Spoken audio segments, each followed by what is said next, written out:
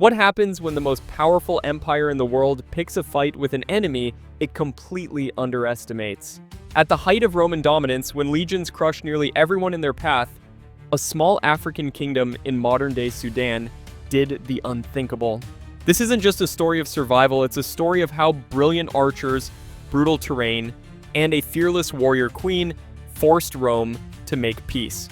This is how the kingdom of Kush stared down an empire and secured its place in history.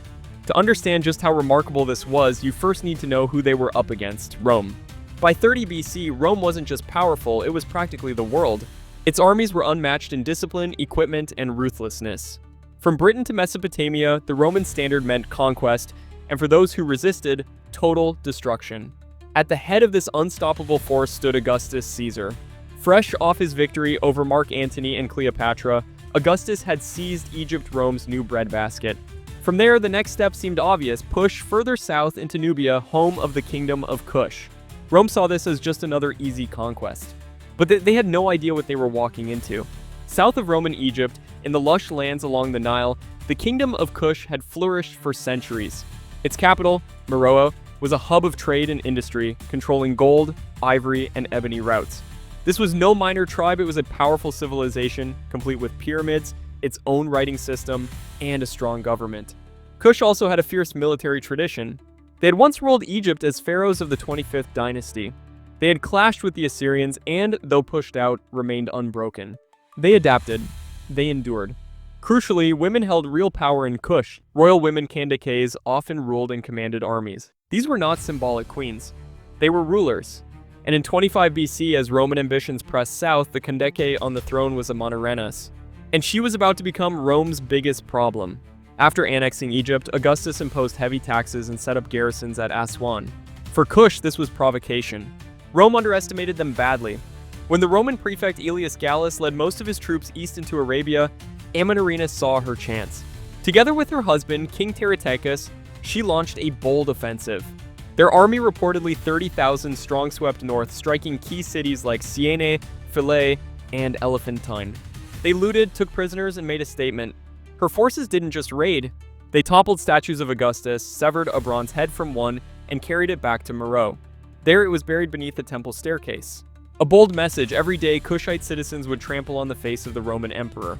Rome was enraged. Augustus sent a new governor, Gaius Petronius, with over 10,000 soldiers to avenge the insult and restore Roman pride. On paper, this was a mismatch. Roman legions were elite, armored, and brutal. But Kush had its own advantages. First, archery. The Egyptians had called Nubia Taseti, land of the bow. Kushite archers wielded enormous bows and legendary accuracy. Some ancient sources called them eye shooters. Second, the land itself. The Kushites knew their desert, the Nile cataracts, and could navigate it swiftly. The Romans, in contrast, lumbered under the desert sun in heavy armor, relying on stretched supply lines. Third, strategy. Amanirenas refused open battle. She fought smart with guerrilla tactics, ambushes, and constant pressure. Then came tragedy: King Tarichacus died. But Amanirenas didn't step back. She took full command. In one clash, she was reportedly blinded in one eye, but kept leading. Even Roman writers couldn't help but respect her, describing her as a masculine sort of woman, which, from them, was high praise. Petronius scored initial victories. He pushed into Kush, retook lost cities, and even sacked Napata, an old capital. Rome claimed victory.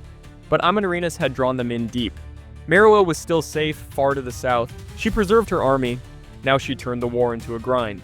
She launched ambushes, raids, and even forced Petronius to rush back to defend a Roman garrison at Primus. Rome realized this war wasn't worth it. Conquering Kush would cost too many lives, too much money, and take too long. Amanirenas had made the price too high, so diplomacy began. Amanirenas sent envoys to Emperor Augustus himself on the Greek island of Samos. But she didn't grovel. She negotiated as an equal. According to ancient sources, her envoys presented Augustus with a bundle of golden arrows. The message? These could be gifts of peace or samples of what Rome would keep facing. Augustus, ever pragmatic, recognized her resolve. Around 21 or 20 BC, a treaty was signed. The terms? A win for Kush. Rome pulled back from occupied territories, dropped all tax demands, and recognized Kush as sovereign. Amanirenas didn't just resist Rome, she beat it diplomatically. She secured peace on her own terms without tribute or occupation. Her resistance stands as one of ancient history's boldest acts. While kingdoms across the world bowed to Rome, Kush held the line. The peace endured. Even decades later, when Emperor Nero considered pushing into Kush, the plan was abandoned. Perhaps Rome still remembered the warrior queen who stared them down. Kush's survival wasn't luck.